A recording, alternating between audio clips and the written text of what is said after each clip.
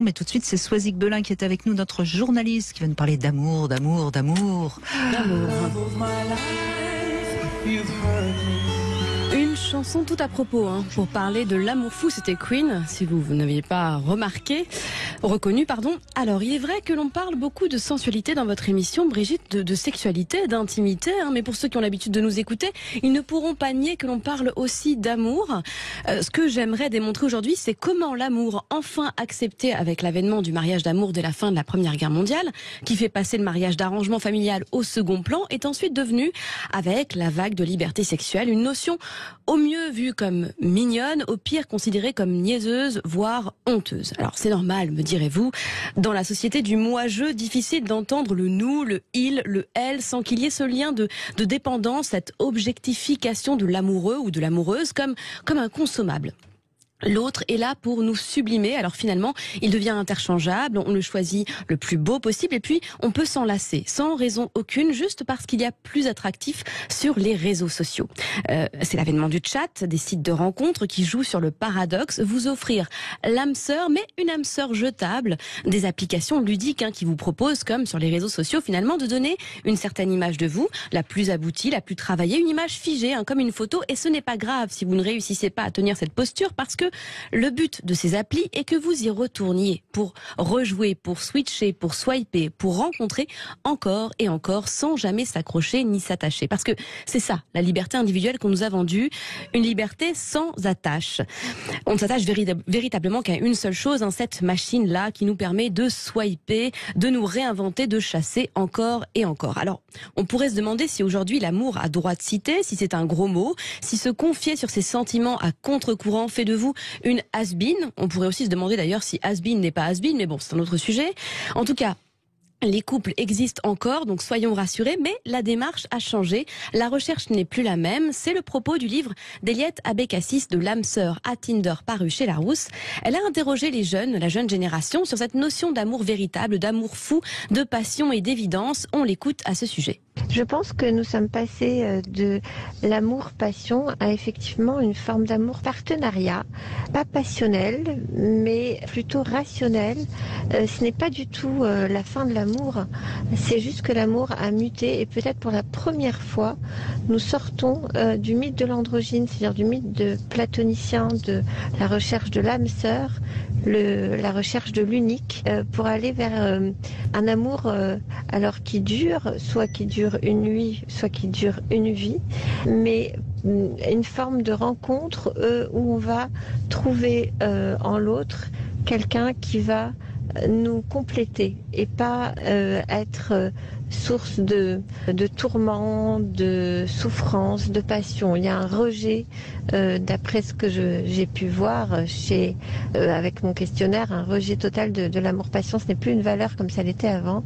On recherchera plutôt, effectivement, un partenaire.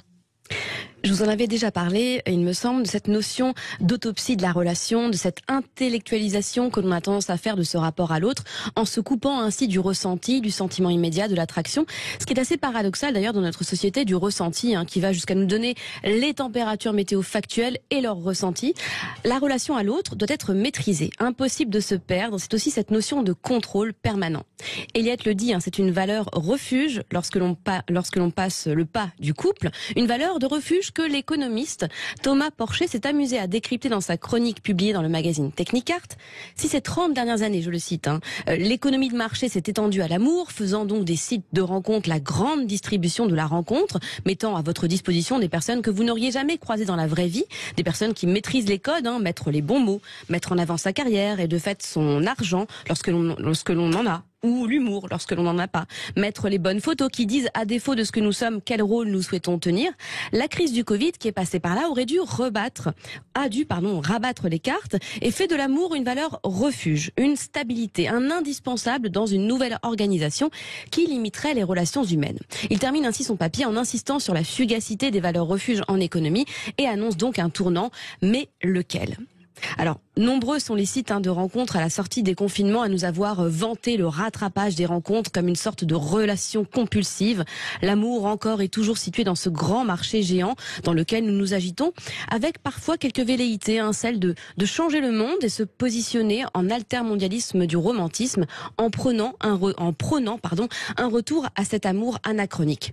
Mais vous noterez que je ne vous ai pas parlé de la théorie d'Eva Illouz, parce que météo ressenti ou pas, je prends soin de nos auditeurs, Brigitte, avec ce temps déprimant. Non, ce n'est pas la fin de l'amour, c'est le titre de son livre.